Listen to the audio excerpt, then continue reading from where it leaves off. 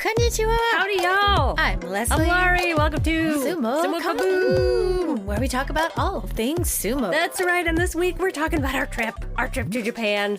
We just got back. I had a wonderful time. Did you? I had a wonderful time as well. Yeah, we're going to be talking more about that. But first, we have some other things to talk about. That's right. Absolutely. We have our bingo winners to talk about. Yeah, we have one winner in the UK and another winner in Japan. That's right. This time, no winners in Canada or the US, none on our continent. That's right. Which is fantastic. Yeah, because it seemed like a lot of the winners this time were playing from all over the world. And I mean, I know we usually have that, but like it seemed like a lot. So that's really fun. That means people all over the world listen to us and play bingo with us, which is great.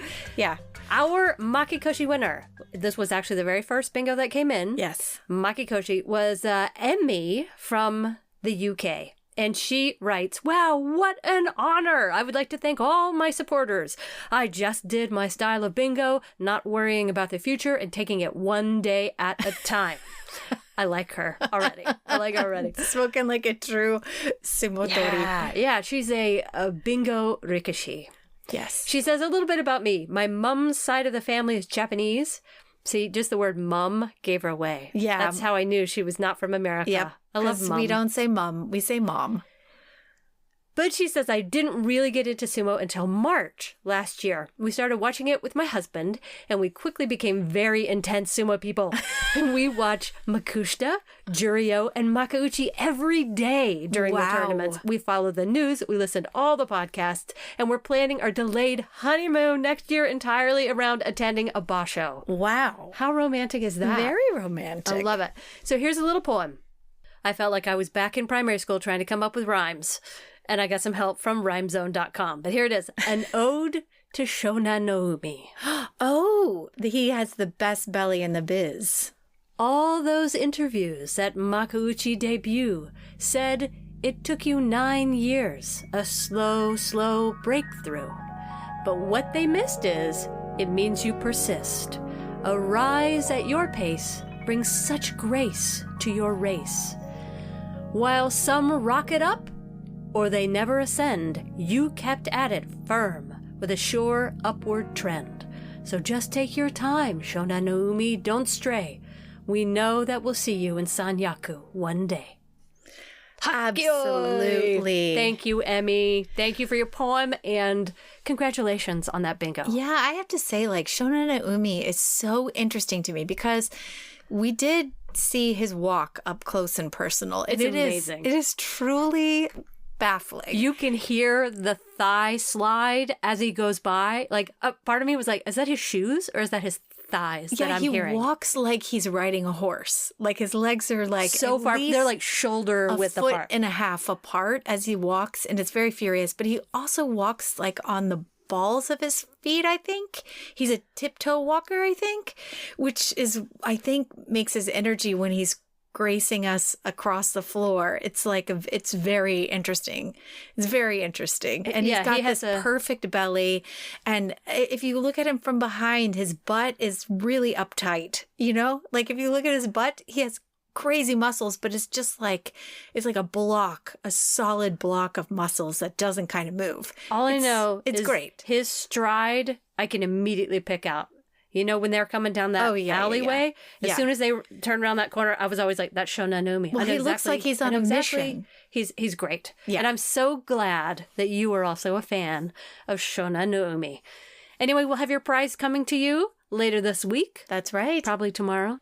And we also have a message from our Kachikoshi bingo winner, Teddy.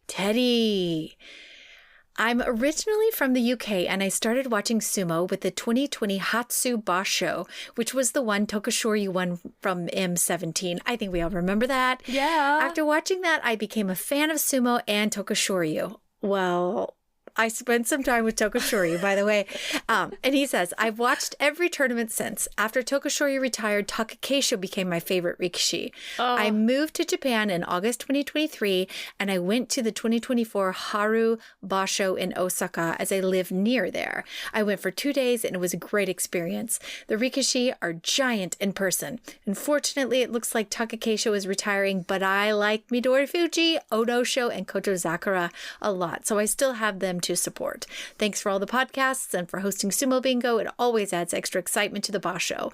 I've also attached some pictures of my sumo cake my sister made for my birthday. She's a sumo fan too.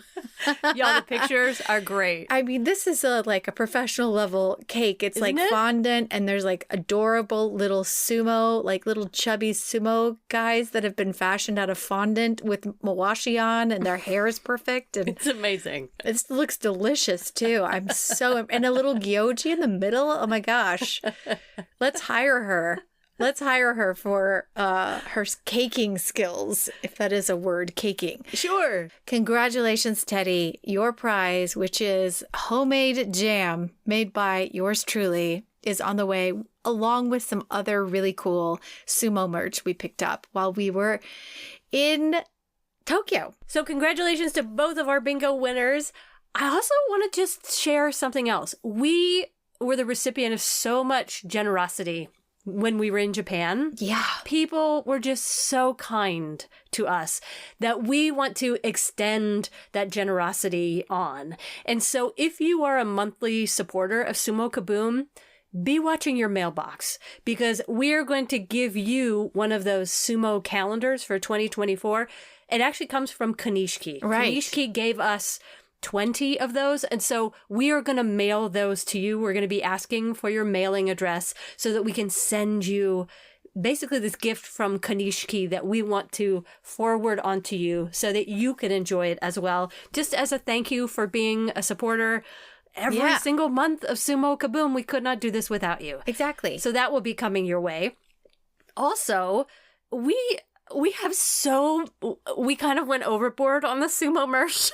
When we were in Japan. We did watch a lot of sumo, but we also spent an abnormal amount of time lurking about the sumo merch stand where Okina Umi was checking people out, and who did I see? Oh, Tochio-san. Yeah. They were all there, like taking your money, but like. So what that does is it makes you spend more money and spend a lot of time in the merch store. So we have a lot of merch that has been touched by your favorite rikishi of the past. That's right. And we thought, you know what we'll do is we'll put together a prize package, a goodie basket.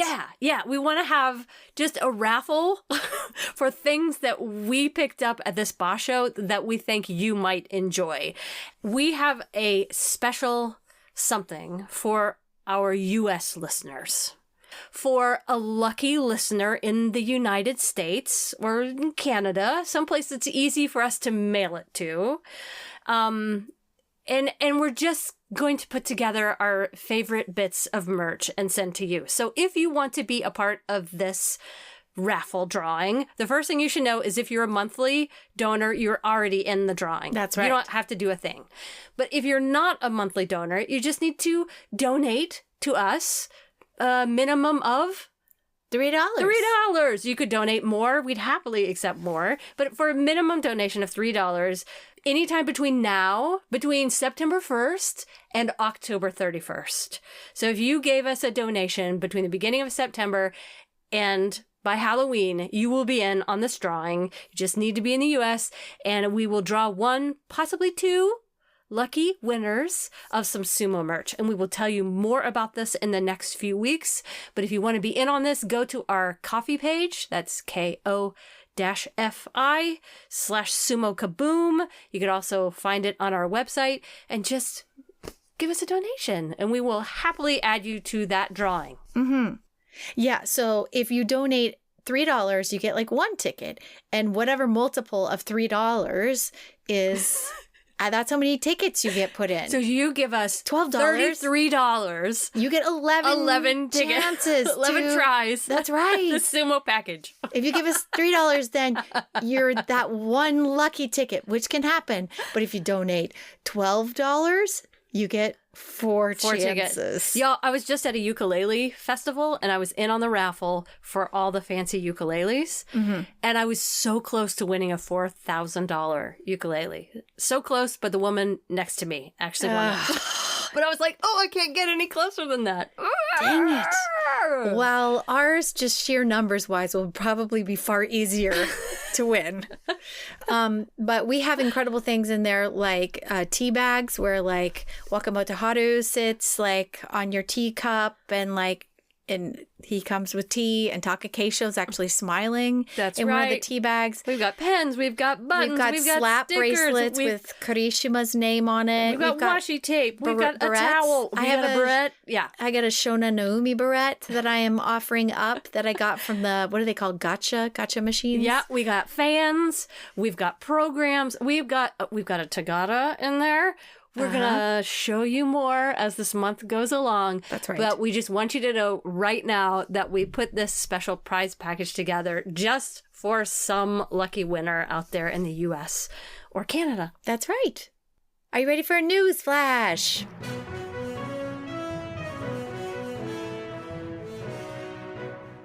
All right, do we have news? And it's mostly about retirements. But if you were watching the tournament, we found out that one of our beloved, the battle hamster himself, has decided to retire. He's only 28 years old, so one of the youngest Ozekis to ever retire. But we know that he's been having really terrible neck pain. And so he will now become Minatogawa Oyakata. He says, I'm burned out. I've run out of physical and mental energy to go for Yokozuna. And he was tearful during a press conference. It was all heartbreaking, but he said, I've reached for it as much as I could, but I couldn't get myself to be Yokozuna. I felt like it was about time to quit. And he is going to transition to coaching younger members of his stable. Maybe we'll see him as security. I can't even imagine him with regular hair. Like, right? I think it'll be even more shocking for me to see that he has regular hair. Like, I feel like he's had the chomage since he's like 6 years old. Yeah, like, yeah. I mean, I've seen pictures. Otherwise, he had a buzz cut, but I feel like it just fits him. I don't know how to imagine him in regular clothes. You know what he'll be really good at? Not taking photos with fans because.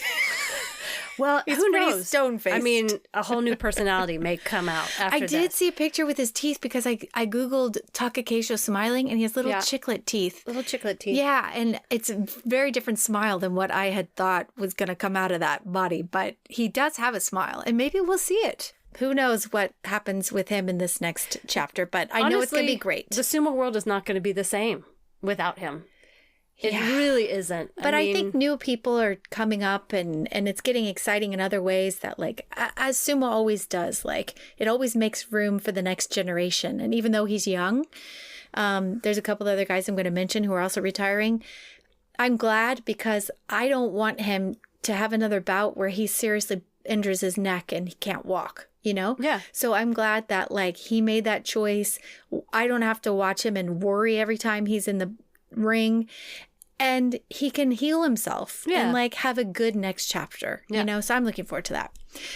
Also, tears were flowing with Kimura Shinosuke, who is the Tatagyoji. Now, Tatagyoji, if you are not familiar with that term, and you're just listening to us for the first time, by the way, welcome. Thank you for listening to us.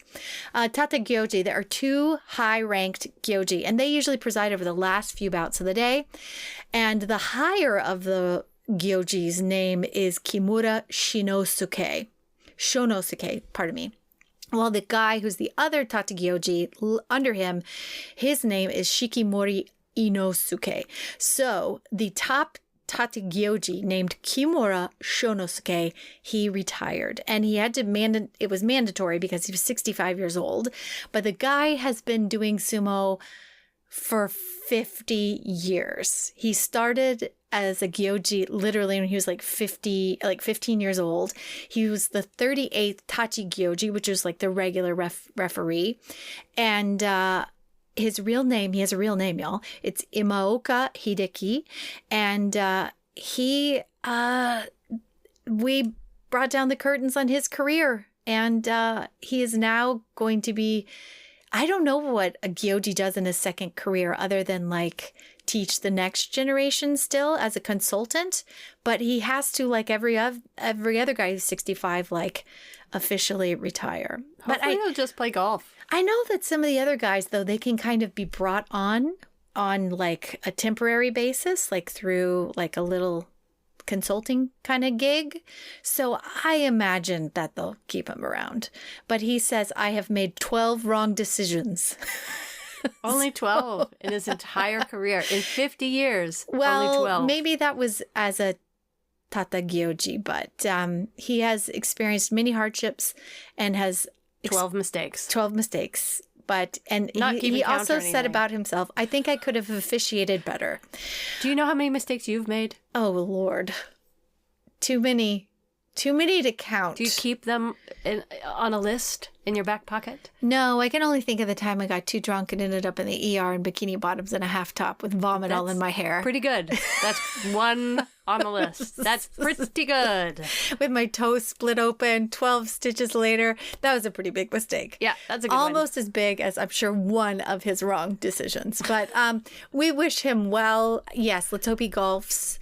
I don't know what he does, or gets back to cooking, whatever he enjoys doing in his free time. But let's hope he adjusts to it. But I think it's going to be hard for him when it's your whole life. Oh, yeah. There's more retirement, though.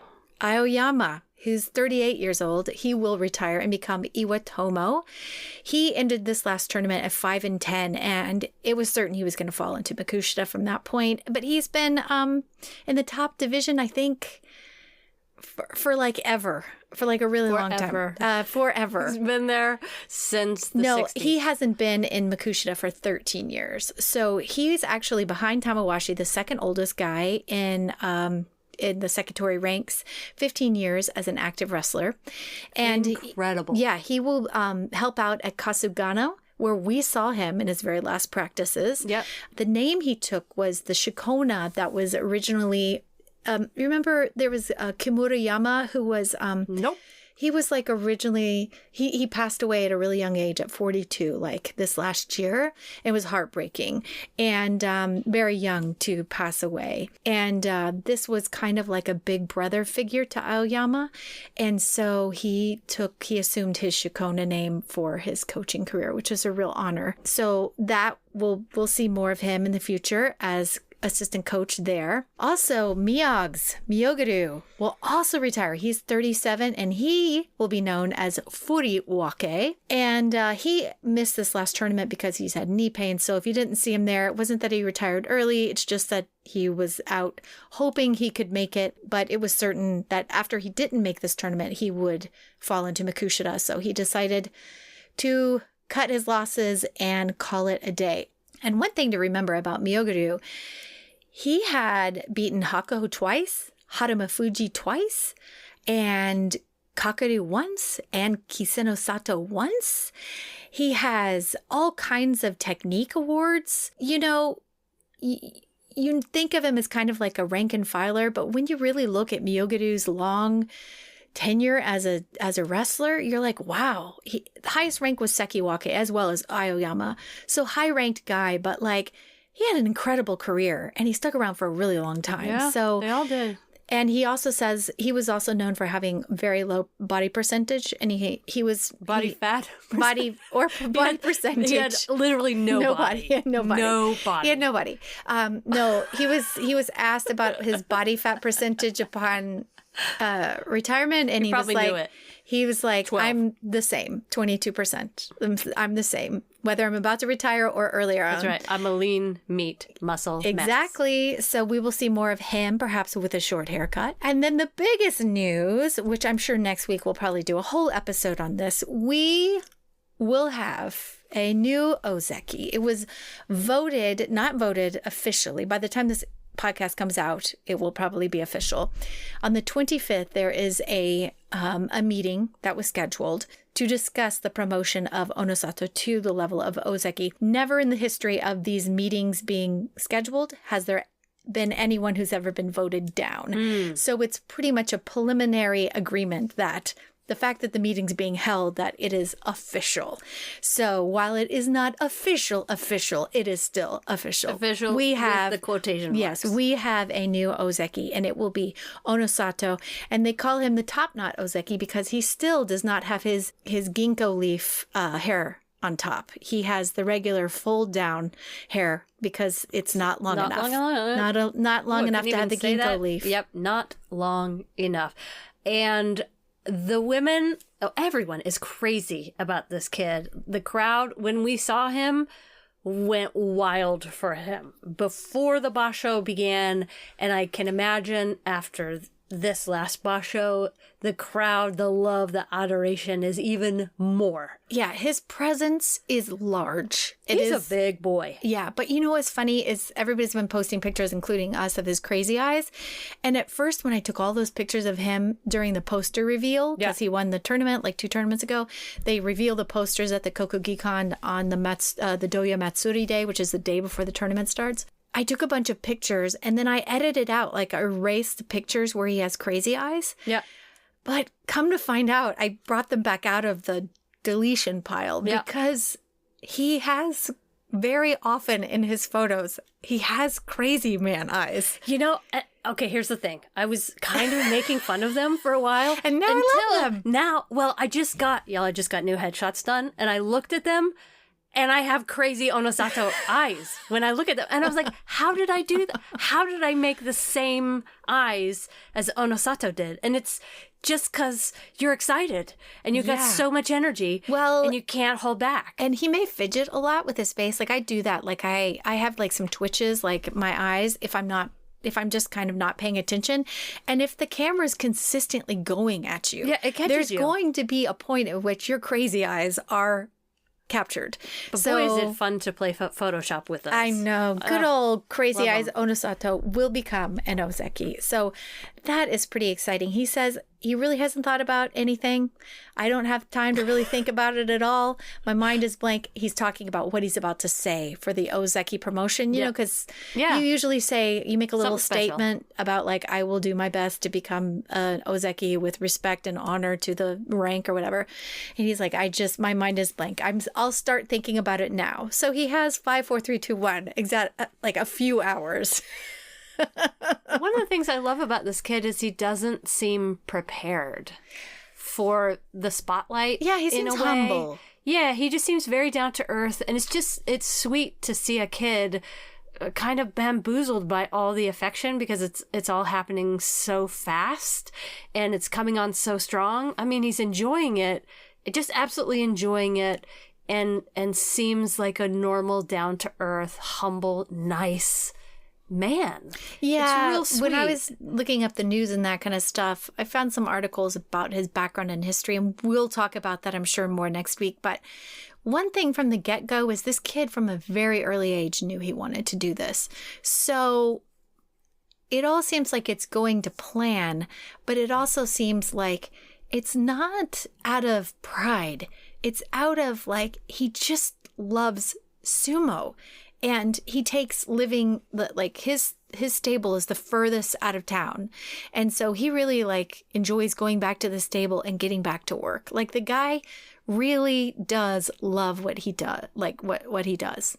And I think there's something in that. It's like, it doesn't come across as, yay, I've reached this rank. It's kind of almost like, oh, it's awesome that I reached this rank, but now I get the opportunity to fight even more high-ranked guys, and I'm looking forward to that, you know?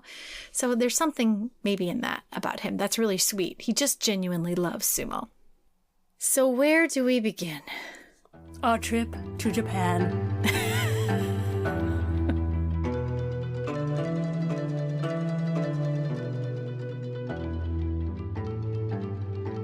Yeah, so we just took a trip to Japan. It was Leslie's second time going to Japan. I live there. Yep. My first time ever going to Japan. We landed on different days. We had a bit of a different itinerary, but we met up. We saw the opening ceremony. What do you call that ceremony? The Doyo Matsuri. Yep. We went to the Doyo Matsuri the day before the sumo began. We attended days 1, 2, and 4. Which was, by the way, thanks John Gunning, because he was like, hey, are you going to the Doyo Matsuri? And I was like, Oh yeah. Yeah, what is that? I forgot. What is that?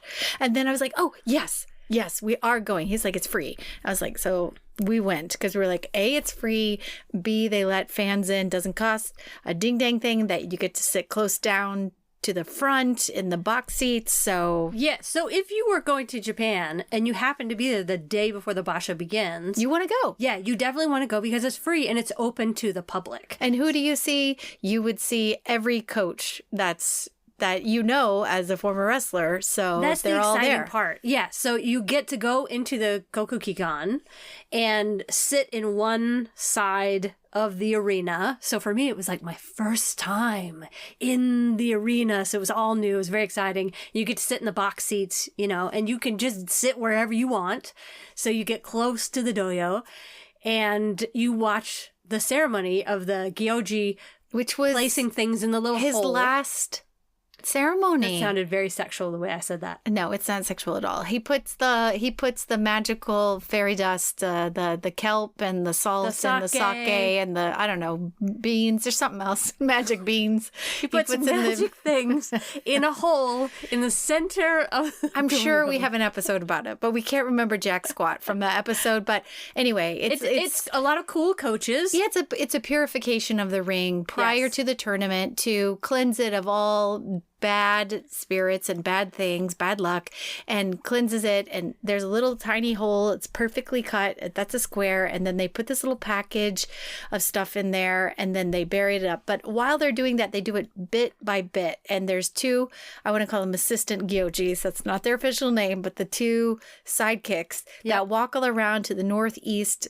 west, holding different things. Yeah, holding different things. And then they swat around some leaves. It's a whole It's a little like Palm routine. Sunday. It is. Well, if you don't know what Palm Sunday is, don't worry about it. It's like a Christian thing. It's like the week before Easter. They got a lot of palms and everybody's like waving around palms. It's a solemn affair and it feels like, well, it feels a bit religious. I mean, it is a ceremony. Yeah. So it's not like fans sitting in an arena and being like, who's ready to rumble? No, it's like you walk in and you get treated to seeing, retired wrestlers that you haven't seen in a while. All wearing suits. All and looking short hair. Looking fine, sitting around the doyo. So that's the first treat of it. And then you get the ceremony and it's a solemn affair, Mm-hmm. Yeah, it's a solemn affair. It's a serious affair. I would just say that. Yeah.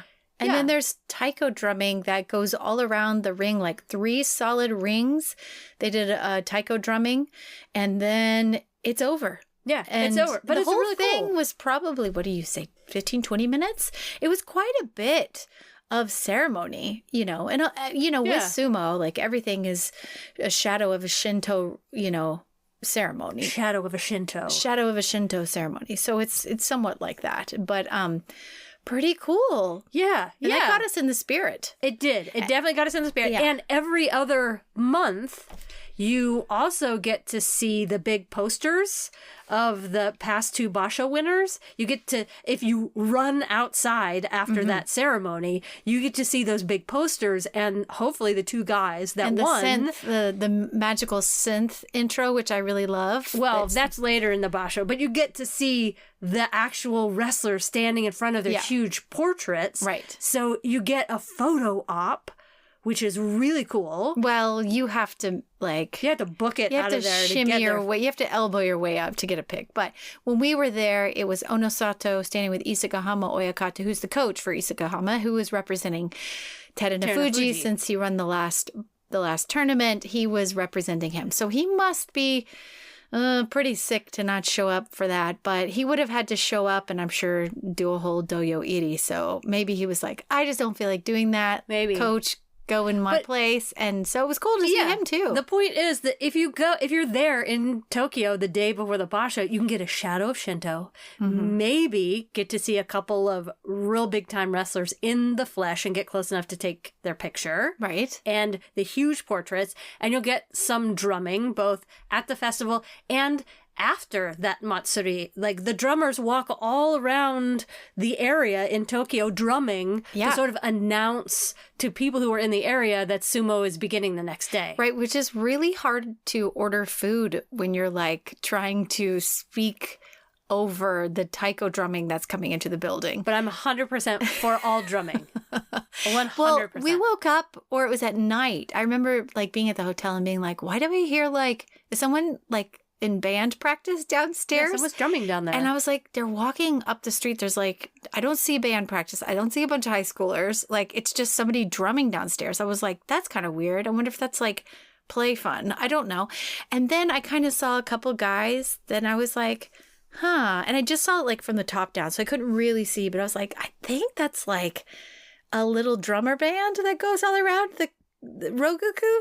And come to find out, that is exactly what happens, is that they go around to all the establishments, this little team of, I'm sure, Yobidashi or mini gyojis, whatever they are, with their drum, and they go into all the restaurants and they go up and down the streets banging the taiko drums to announce that the tournament's about to start. And they came into our restaurant because we met up with a friend of mine from 25 years ago. We had Chanko at Karishima's, and there are two major Karishimas. There's the mini one, and then there's the 8-story building that has top floor to bottom floor, all Chanko Nabe. Yeah, this is a restaurant. So we were there, and we were like, they were like, oh, you want to come see the drummers? And we're like, sure, but like you couldn't help but like hear them because they're very loud. But yeah, they were in our restaurant. They just came in to bang around and to let us know that the tournament's about to start. So yeah, it was really fun. Amazing. And the chanko that we had at that restaurant was delicious. Yeah, it was like chicken balls. There's chicken balls in there, octopus balls, like a chicken broth kind of thing, vegetables, it was like mushrooms. Meat and veggies. Meat and veggies. And some glass noodles that I'd never had before. Yeah. Ramen. It was just delicious. Yeah, it was. And there's this like little place next door to the Kokugikan, which is like 6 little restaurants all in there. And they were all good. We had eaten ramen the night before. So it was in the same complex as that. So that's the one you probably see that has the doyo inside it. And then there's like 6 restaurants outside of it. And you normally think, that looks like a touristy kind of place. The food's going to be crap. But actually, the food was great at the places that we went in there. Yeah, it's called Edo Norin, and you see it often on NHK. They will often go in there and film different segments. It's right by the train station, so... Right between the train station and the Kokugikan. Yeah. Like, you can't miss it. It's right there. And you'll recognize it as soon as you walk in. You'll think, oh, I've seen that somewhere. I've seen that on NHK somewhere, because they often film in there. Well, there's great restaurants in there. You can get up and close. You can't touch, but you can look at a doyo in there and learn a lot about it, and just great food, and just a great place to sort of hang out. There's a souvenir shop in there too. I should also preface this story by saying, so the day before, I got to Japan a day before Leslie did. Mm-hmm. And I was sort of walking out of my hotel. I was going to walk down, check out some shrines and things, just sort of walking around, getting a lay of the land. And I walked 1 block away from our hotel, and I looked over my left shoulder, and there was a rikishi just like flat out doing the splits in the middle of the road. And I thought, what is going on here? And I sort of subtly walked by and tried not to freak out, but I was seeing if I recognized the person, and then I peeked in, and come to find out, our hotel was right around the corner from the Kasugano stable, which is where Aoyama practices, which is where Tochinoshin used to be. I don't know if he's still helping them. I did not see him. Didn't see him but there. We saw Tochi-Ozan. Yeah. Who was assistant coaching. Yeah. So we walked back once Leslie got to Japan. It was not open to the public. No, it wasn't open to the public, but we did lurk by there the next day. There is a video on our YouTube page of us sort of lurking around outside, trying not to be obtrusive because they didn't have an open practice. However, you couldn't ignore the sound of sumo practice. There was a lot of grunting and a lot of breathing dancing, a lot of smacking of bodies. And so there was like a little side door that we could peek in. Yeah. The guys would come out and drink their tea. They had tea in like water bottles, and then they would go back in. And we made eye contact. But how you would recognize this is like, I actually went back on like our last day to give some stuff, just randomly drop off some gifts from Sumo Kaboom. There's going to be, this is how you know you're at Kokugikan. There's 2 extremely tired, low-ranking guys who are in the splits, straddle splits, in the road, in the middle of the street. I was like, this seems like a hazard. But just it didn't sweating. slow down. They barely speak. They look beat to hell. Yep. And they're just taking up space in the middle of the road outside, trying to cool down. And they're on the hot asphalt, just spread every eagle. morning. Every morning. Yeah. And then, so I'm sure those were the low ranker guys, and they were getting ready to get Chanko Nabe going. So they looked beat to hell, but it's a magnificent sound, the sound of those guys hitting each other. And the question I had, the most was, and I don't know how I didn't know this, but practice was closed, but I thought, what do they do on game day? Yeah, I've always wondered that. And this was the day before, and I was like, oh, they must be really going hard before game day. But the truth is, they practice really hard on tournament days as well. And I was really, I don't know why I guess I just didn't know that. I guess I thought with other people, like, you don't want to blow it out day of, but it's kind of their warm up. And that was really interesting to find out, is that you could see guys practicing really hard on the day of the tournament. So I can't remember who it was. I think it was Angie who told me, day of, they don't really go for it 100%. Yeah, but they go, but they practice. But watching from through the door, it certainly looks like 100% to me. It's and 100% it made sense. of anything I've ever Some of watched. the videos that came in, or that we took of like Gonoyama coming in, some of the guys have their hair done, and then some of the guys just like look like they just, like their hair is a mess and they haven't gotten it done. So I remember getting video of Gonoyama because his hair is a mess, and he's walking in down the promenade, which is where all the wrestlers walk in, and there's like a little fan space where you can hang out and take pictures and video of, and with all the other crazed fans like yelling their names.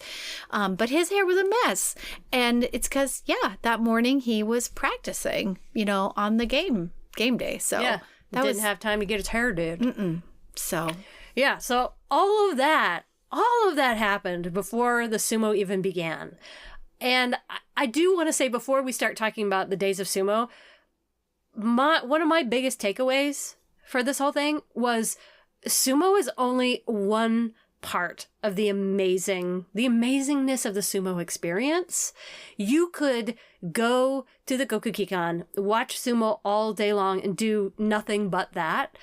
But for me, there was so many other things to experience within the Kokugikan. There was the sumo, but there was also the merch and the retired wrestlers at the merch. There were, like Tokushoryu trying to sell tickets to his retirement party. Yeah, like sumo is so accessible. Like, accessible to you because you can walk right up to a former wrestler. Like, he's at a little tiny table, like a little cardboard table that he has set up.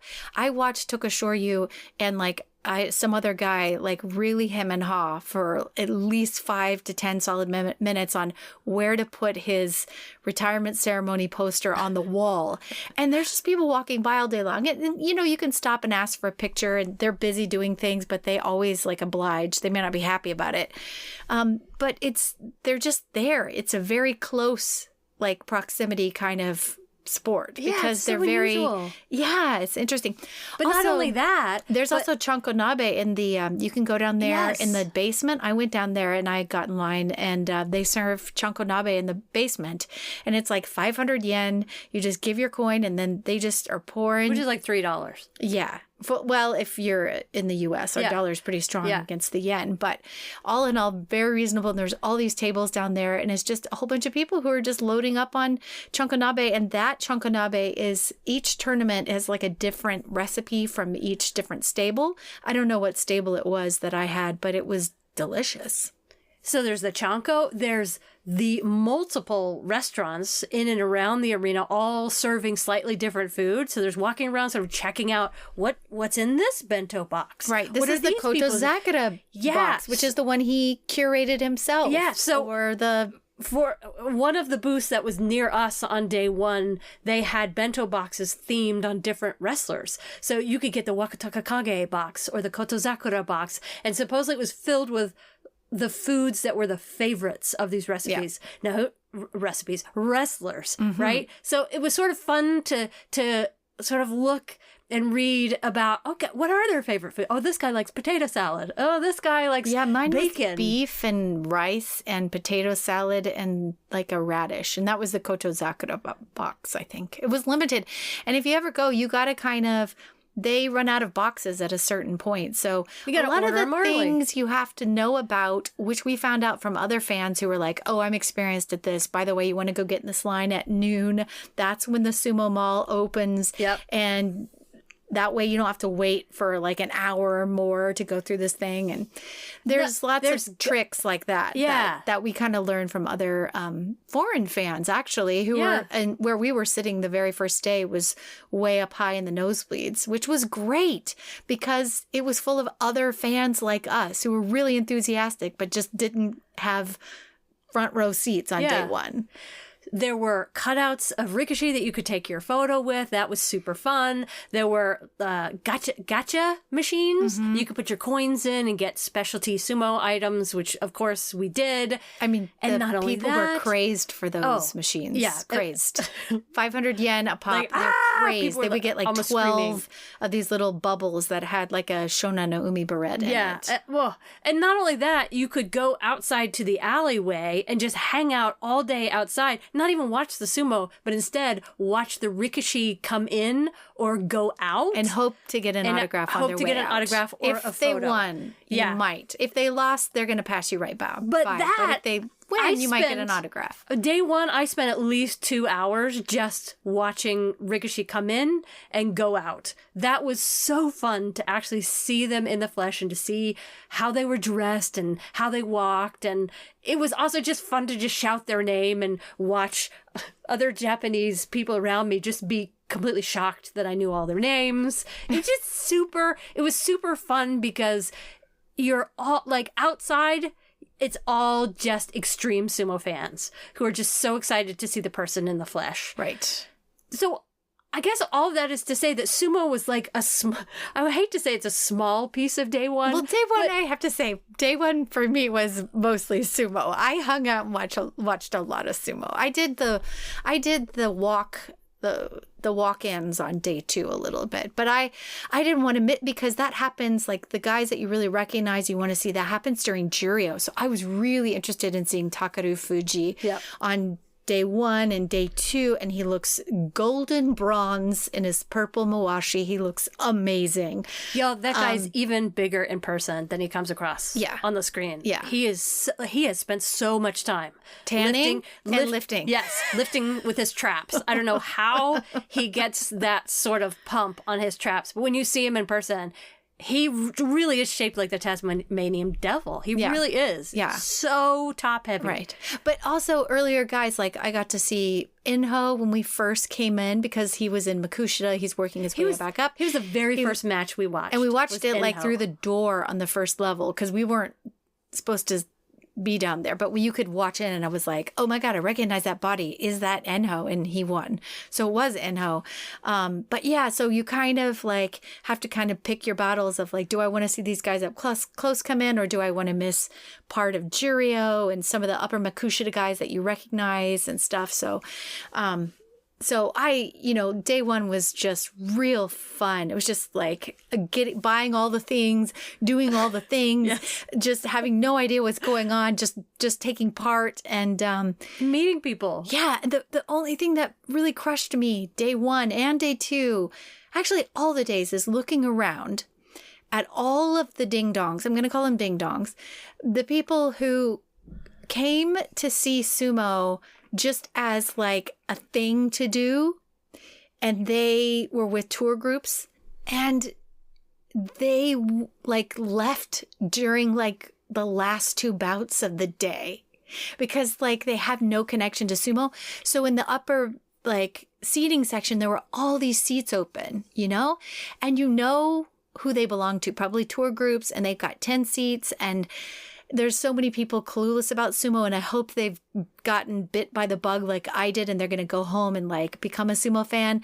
But I was just thinking about, oh my God, these tickets are so hard to get, and there's so many empty seats. And I was just like, oh, these people who are like, I've had enough. Honestly, I didn't even notice them on day one. I was so overwhelmed by everything else on day one and meeting people and how hot it was outside because I had spent 2 or 3 hours out in the humidity and the heat that, or maybe because I'd spent more time outside that I didn't just notice that happening inside. Yeah, maybe. I don't know. Anyway, but that was day one. Day two was sumo as well. Yeah, we got the upgrade, meaning like we were in box seats, which is what we really wanted, is to be able to be close down. So we were like halfway up on in the box seats, just two of us. And I'd say a box seat, it seats 4, but it seats two Americans. Yeah. I answered someone online and I said, look, there were 3 Canadians in a box right in front of us. It looked and they tight. looked like sardines. There were 3 sardines cheering for Ura. Yeah. So just go for 2 in a box. Well, yeah. And yeah, so that was really fun because we could see a lot easier, and you can just get your camera out and just take all the pictures you want, record all you want. And you know, I think day 2 for us was way more serious of like sumo watching, maybe because we were closer down. Yeah. And it's a different vibe down there. Up top in the arena is a little bit more like shouting. There was a guy up there he clearly was a professional sumo fan, and he shouted all day long, and I loved it. But everyone around him was like, this guy never stops, and he didn't. Down below, it's a little bit more reserved in some ways, but this is where you got to take off your shoes, and as a foreigner and stuff like that, there's like a little bit of like some rules you got to kind of like keep in mind, and it definitely has more of like a reserved spirit. I would say if you have a box seat for a basho, let's say you're going to go in the future and you got a box seat, the one thing you need to remember is when you go in or when you go out, don't stand up during a match.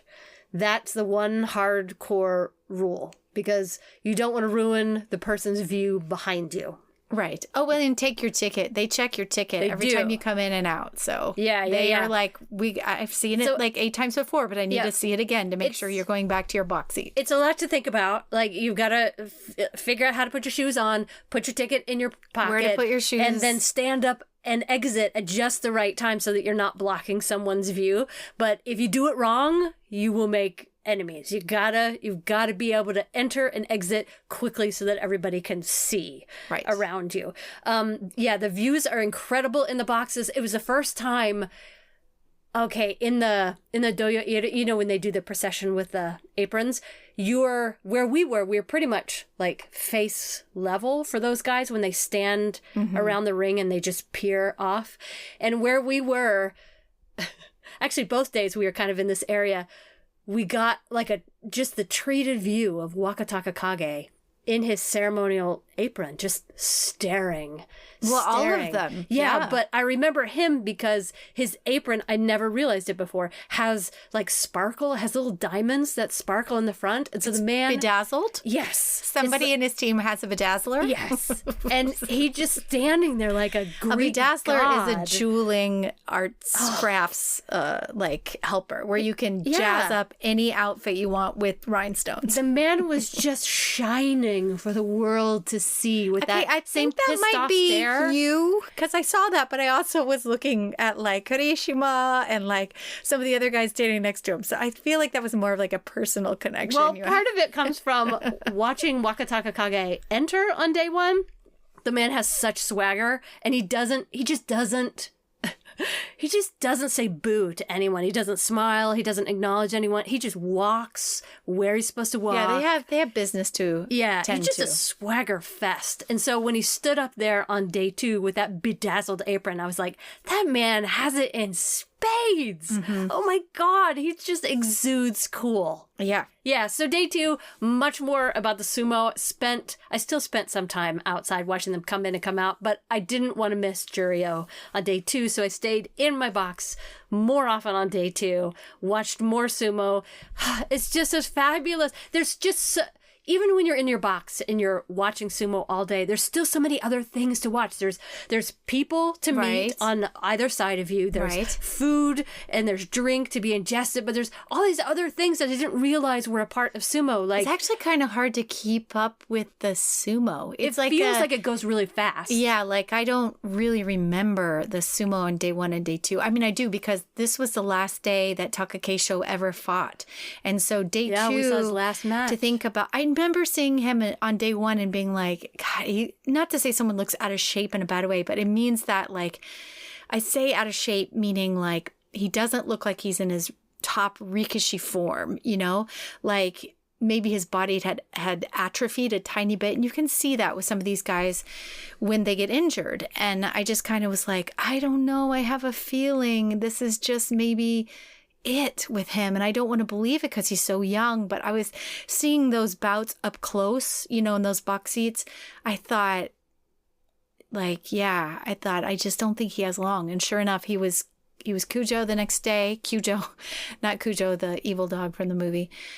No, but sure enough, the next day he was out for the rest of the tournament, and then shortly after that, you know, the announcement. But I feel like kind of honored that I was there for his last official bout. And we were also there for Aoyama's last basho too. Yeah. And we had a meet and greet from afar with Aoyama at the Kasugano stable. Yeah. So there you go. But one of the other things I noticed on day 1 and day 2 that I'd never seen before is they announce the matches for the following day. And there's a whole sort of ceremony that takes place on the doyo where a gyoji stands up and reads the names off into a microphone and hands paper that has calligraphy on it of these wrestlers' names, hands it to an assistant who's squatting to his left. And there's a very intricate way of moving these papers that the assistant does so that everyone can read the names. And I was amazed. But I mean, it was like beautiful choreography that the assistant did perfectly with his wrists. And it was like sumo semaphore. It was gorgeous. And I couldn't take my eyes off that. Plus, we didn't even talk about it, but we got the reveal of the big poster on day 1. So we got your favorite music. And we were up there on the top, close to the poster as it got revealed. So that was exciting. Yeah. All of these things we've only seen on TV or we've never seen on TV. And suddenly we were there for them. The only thing we didn't see was Hiro. I don't know where that man hides. He was hiding from us. Yeah, because we had a T-shirt maybe for him. Knew. Yeah, we brought a T-shirt with us because we were like, Hiro needs a T-shirt. He needs our T-shirt, but come to find out, he's been running from us. Yeah, and he did not get our T-shirt. I also want to say, they have free samples sometimes on certain days. You know how, like in America, like on baseball days, you have like get your bat day or get your Texas Rangers hat day. Well, at the Kokugikan, which is the arena, if this is the first time you're listening, the Kokugikan is the arena, the sumo arena in Tokyo or in Rogoku. They had free tuna packets. So you could go get your free sample. And I love a free sample, but they were giving away tuna packets, like free tuna. So, you know, there's all kinds of cool things. We also got some free stickers. Yeah, and there's the Sumo Museum, which I have to say did not live up to. I didn't even get to it. I didn't want to miss the sumo. It's okay. Unless there's another Sumo Museum, I went to the one in the Kokugikan, and I was like, I don't know. This isn't. Oh, it wasn't up to your standards, huh? Wasn't up to my Sumo Museum standards. Wasn't there Yokozuna belts in there? I don't think so. I don't know. It just wasn't what I wanted it to be, but maybe the problem was me. Maybe other people are like, that's the best museum in the whole world. And I'm like, I'm an idiot, but free tuna packets and free stickers. Yeah. There's lots of free things. Lots of cool things. Yeah. So we we went to Japan thinking we only have tickets for 2 days. And then we'll just enjoy Japan for the rest of it. Yeah. So we had our tickets scheduled for Kyoto. Like, we had 5 days in Rogaku to, like, see things and be there and watch the guys practice, which we never really got to do. Go to the shops. Go to the shops. We went to Lion Do, which is where the Rikishi shop. We went to several sumo merchandise stores. We did all the Ryogoku stuff, which is kind of the neighborhood around. Yeah, because that's where we Kokugikan. stayed. Yeah. And then we were going to go to Kyoto. Yeah. And then we're going to see after other that, parts. Osaka, and then back to Kyoto, or back to Tokyo, and then home. But we were gifted with the most incredible sumo experience by Konishiki himself, who surprised us on day one with this announcement. I had reached out to him because I wanted his shirt. I wanted to buy a shirt from him. Yeah. And if some of you remember, he gave us generously. He was like one of our big gets as far as like interviews goes, like 2 years ago. And he's chimed in occasionally on our social media, but we didn't really know. It was like, does Konishiki really know who we are? Like, who knows?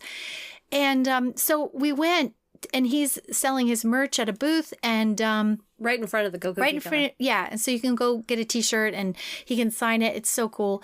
And yeah, he revealed that, like, well, I've got a surprise for you. And we're like, oh, okay, cool. What is it? And he's like, well, I don't want to tell you. It'll ruin the surprise. And we're like, well, tell us, And he's like, well, it's on Wednesday or something like that. Day 4, yeah. Yeah, and we were like, oh, well, we'll be in Kyoto, so, oh, too bad. And he's like, well, I think you'll want to change your plans for this. And we're like, well, we have, Shinkansen, which is the bullet train. We have bullet train tickets. Like, we'll be in Kyoto. Like, I don't know what you're saying.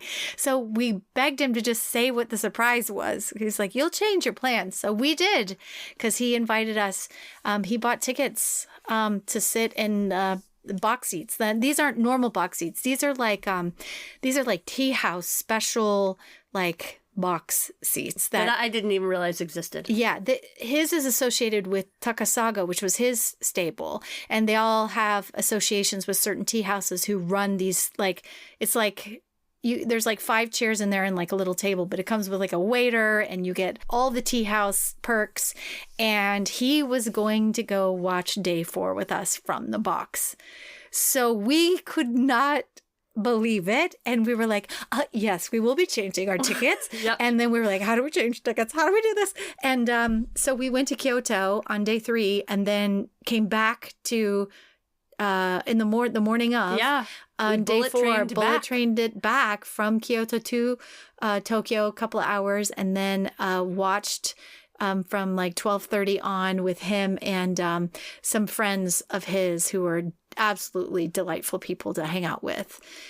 And I can't tell you how cool it was, because it's so hard to explain, but imagine sitting there with like a legend.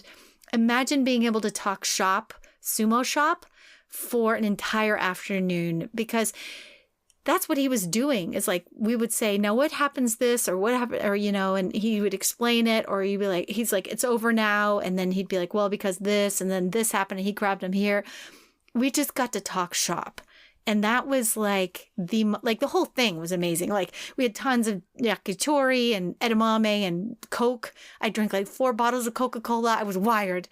Because Konishiki just kept the food and drink He's just coming so generous the whole time. He was like, what do you want? What can I get for you? Yeah, we don't know why all of this happened, other than he's just generous and kind, and for some reason has taken a liking to us and just treated us like sumo royalty. Like, yeah. I really get the feeling that if you want to treat someone well, this is what you do. Well, it's very Japanese. Yeah, like, it's Japanese so hospitality. Hospitable and kind, and but just a memory I'll just never forget. Like, and he's huge. Like, all day long, people were very kind, but, trying to ask him for pictures. Like, everywhere this guy goes, he's kind of mobbed. And so it's a real interesting thing for him to try to go out and be in one place all day, because he has to kind of accept the fact that a whole bunch of people are probably going to ask him for pictures all day long. So he's just as a giving man, and just busy with a million things and doing, he's just really, really cool. And then that wasn't even all of it. Because after that, he's on a little jazzy scooter because his knees are basically toast from so many years of sumo. He still walks around, but he uses this, this little jazzy scooter cart to get through crowds quickly because the crowds are just too hard to get through. So he gets on his jazzy, he's scooting out the side door, and we go with him. Yeah, he's like, come on, follow me. Follow him. We're like, what do you mean follow you? Yeah, it's some like magical door on the side of the Kokugikan that we've never seen.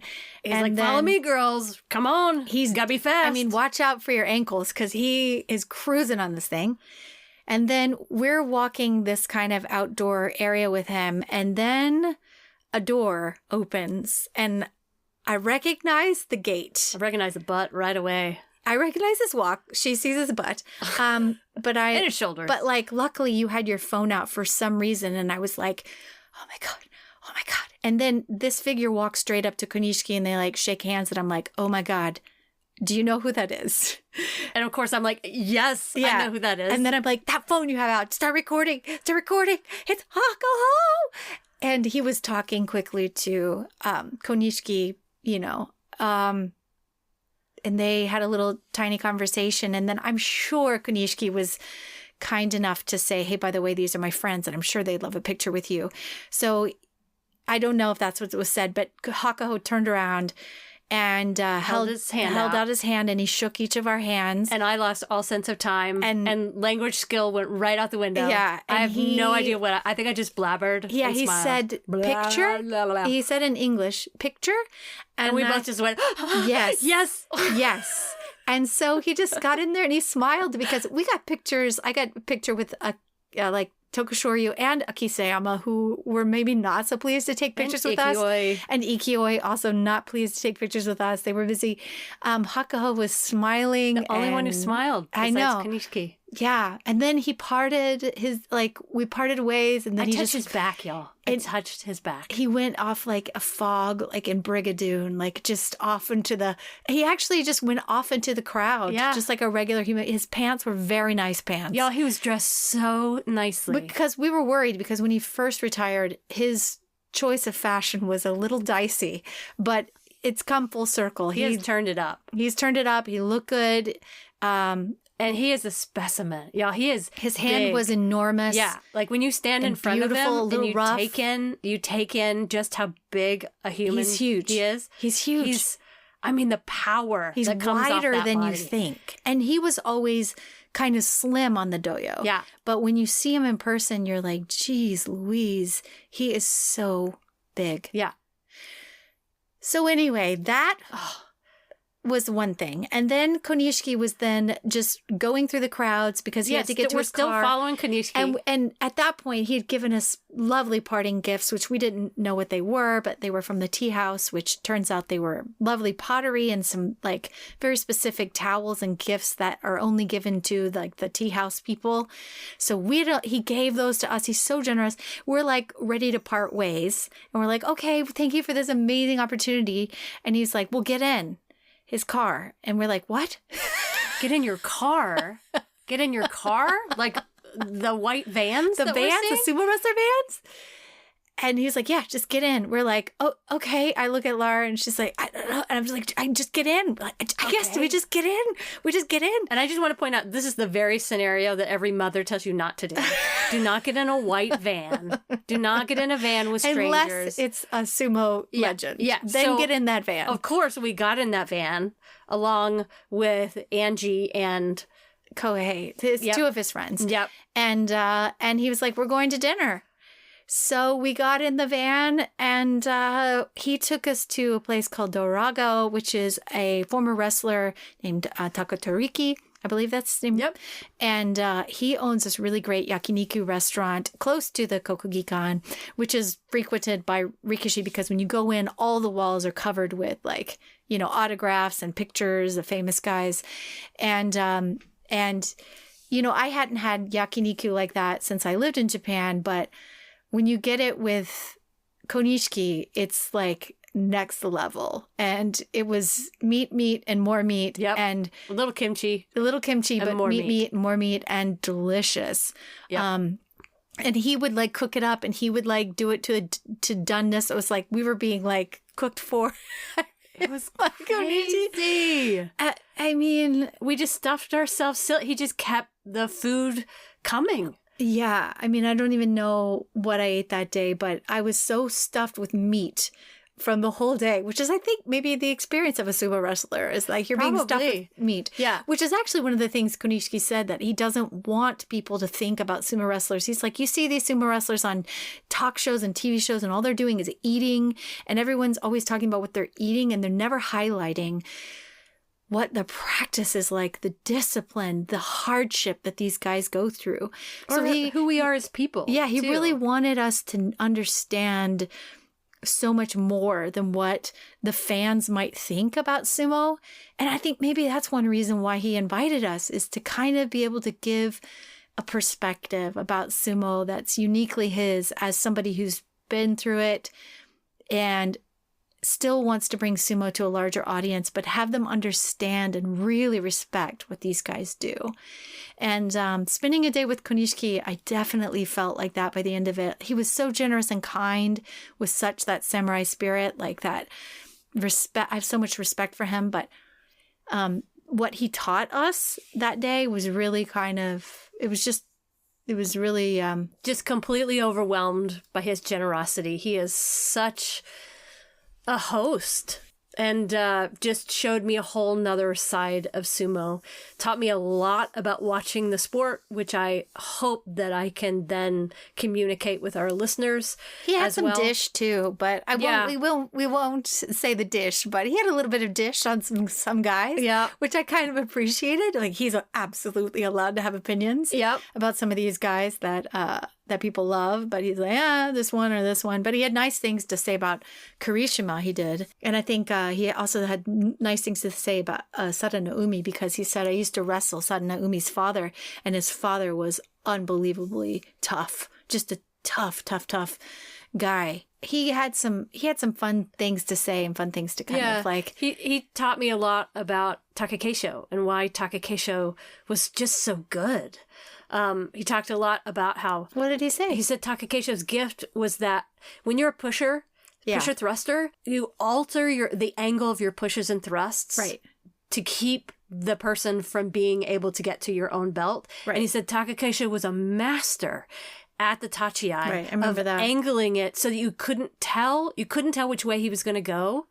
But he always put it in the right place. But he also said, I remember that he said that, like, Takakeisho's number one weapon was his head, in the tachiai. And when you don't have that weapon, then what do you have? You know, like, that was like his number one gift and why he was so good. Yeah. And when you take that away, there's not much you can do. It was the head, and also that he was like inscrutable. If you were going to wrestle with him, you really didn't know the angle he was going to take. And that's what made him so hard to win against. Yeah. Yeah. Yeah. So we had just lots of insider info like that we'll try to forward on to you. It's hard to remember it all, but... It really is. It sort of passed like a dream. And then we were on the train. Yeah. Back to Kyoto. I also want to mention Angie, who we spent a lot of time with that day. She was also with us in the box, and she's a friend of his, and she does tours, sumo tours, with a company there in Tokyo, and she would be a great sumo tour guide. If you're headed that way, we can connect you with her and her company. She's like a little bit of an insider, because she actually knows a lot of these people. Yeah. Not that she's going to walk you into anywhere, that kind of thing. But if you want a tour guide who's sumo specific, because she loves sumo. She's a huge fan of the sport. Just a lovely, lovely lady. She knows a ton. Has like an American accent. So she's incredible to hang out with, because there's nothing lost in translation. She's absolutely with you the whole time. Yeah. And we're with her the whole time. And she has a lot of inside information and can explain a lot of the things that are going on. Yes. If you're looking for a VIP tour, we can connect you up with Angie as well. She just happens to be a friend of Konishki's. Yeah. So that's how we got to know her. Yeah. And he was treating her as well. Like, that's just how he does with his friends. Generous man. Yeah. And just such a great star, and just a great mouthpiece and symbol for the connection between America and Japan. And I just think the world of him. I really, really do. And I just want to say thank you again, Kanishiki, for that day. It was incredible. So after day 4, that was quite a high for us. Just amazing. We left Tokyo. We went to Osaka and Kyoto, and we saw lots of other amazing things in Japan. We saw live jazz with Joshua Breakstone. He was one of our listeners. Yeah. And he's an incredible musician. If you were in Japan and you like live jazz, look him up. Incredible. We went to this tiny little second floor jazz club Called Coltrane's. Yep. And it was like just Amazing north music. of Kyoto. So that was fun. We also went to the We went aquarium. to Kanazawa. We went to the Osaka Aquarium. I got heat stroke. Yeah. Okay. If you're going to Japan, Not it heat is strokes. heat exhaustion. It's just know that it's hot. It's sweltering humid. And this is from 2 Texans who live in 110 degrees. Like, Yeah. we can handle heat. This is heat plus humidity. So actually, Yeah. no matter where you live here, you actually cannot handle it. Well, you need to be ready to sweat. I mean, the first day I was in Japan, I drank 6 liters of water and it still was not Well, enough. and water doesn't really help you. Like, You need they have- electrolytes. Yeah. So they sell this stuff called Pocari Sweat. When I was there 25 years ago, I used to drink Kirin water, which was basically, it's like their Gatorade, but it's way better.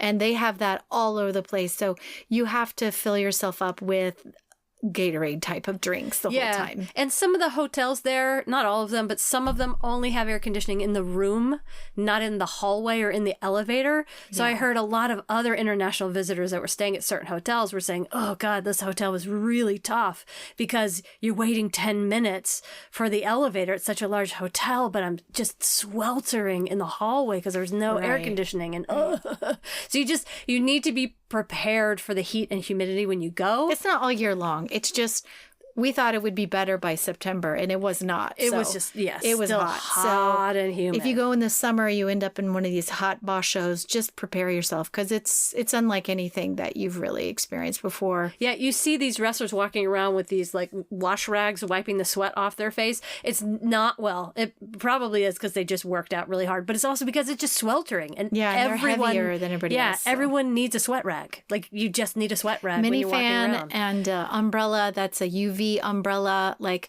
we had to. Minifans were like one of the best things I bought the entire time. Yeah. And then we realized none of our clothes were appropriate because, you know, if you wear any sort of clothes that has any stretch to it, chances are they have plastic in it. Plastic doesn't breathe. Yeah. So Oh my God, literally so hot. our clothes, I wore the same shorts for like 3 days in a row because they were linen. They were the only thing that were natural fiber. And those are the only things you can wear that you can survive in. Otherwise, like your cute little tank top, you think is okay, Is but not. it's not because it has plastic. Yeah, those stretch Threads. denim shorts that you Stretch think denim are does going to be so not- great. Oh my God, they were like plastic pants. They were awful, awful, awful. So you kind of got to like think of your wardrobe, but you Yeah. know, despite all of that, we did good and we bought so much stuff. And we bought met out so many, Japan. We met so many Yeah. wonderful people. We met so many other fans of the sport when we were there, and We even met people who didn't have tickets for the sumo because it had been sold out, who were just hanging out in front of the Kokugikan taking photos. Because you can just take photos of wrestlers as they get out of their car and head in. And that's fun. You could just It's a hang good out time. there and It's- just take photos and meet people as they come in and out. Yeah. It is just so fun. And the people were delightful. And Japan is so clean. It's just calm and clean and quiet. there's not one trash can in the country. Yeah, gotta be prepared for that. You will carry around your trash for the rest of the day. Just know that. Yeah, and they had accept like a it. terrorist attack a few years ago, and since then there's like no trash cans because there was like a bomb in a trash can or something like that, and there's no trash cans literally. Like you don't eat and walk and talk like you eat at an establishment and throw away your stuff there. But so that's a little something different for everybody else. And what was I going to say? But the toilets are. Public toilets are lovely, and they are heated Toto bidets. They are very clean. Please sit on them. They are the only public toilet that like I look forward to sitting on. Yeah. And they're they are extraordinary. So Japanese people are lovely. The country's lovely. The gardens were gorgeous. People were so helpful. We make this joke, but it's true. 167 people probably helped us maneuver our way through the subway. And I'm a subway gal. I lived in New York. I know subways, but not like this. This is like subways and Shinkansen, on steroids. Yeah. And so that Tokyo Station just about took us both under. Yeah, but only one missed train. So many people helped us maneuver around that country, but we still did pretty good on our own. I think we did great. Yeah, So and I would go back in a heartbeat. I want to go back for the Jungyo, the tours. That would be really amazing. Yep, is it to would see to be there a different time of year, but to see these tours and to see it up close in a really different light. So Yeah. Or if I go back in the summer, I just have to be prepared. Have to have different clothes. Just have that fan on board and just be ready to sweat everywhere. yeah. But I hope you've enjoyed our episode all about our trip. I'm sure there'll be more and more things that will come up. We'll reminisce for quite a while. But if you've got a trip you're planning, reach out to us, ask questions, because we learned a lot from a lot of you listeners out there, how to get tickets, where to kind of stay, that kind of stuff. We can answer some of those questions for you. But thank you to everyone who helped us. We had an absolutely delightful time. And we'll remember it forever. Yeah. Yeah. Until then, we are return back soon. making podcasts. That's right. On the weekly. So we will be back with you next week. I imagine doing a feature on Onosato, who's soon to be crowned Ozeki. Until then, I'm Leslie. Laurie, talk to you then. Bye. Bye.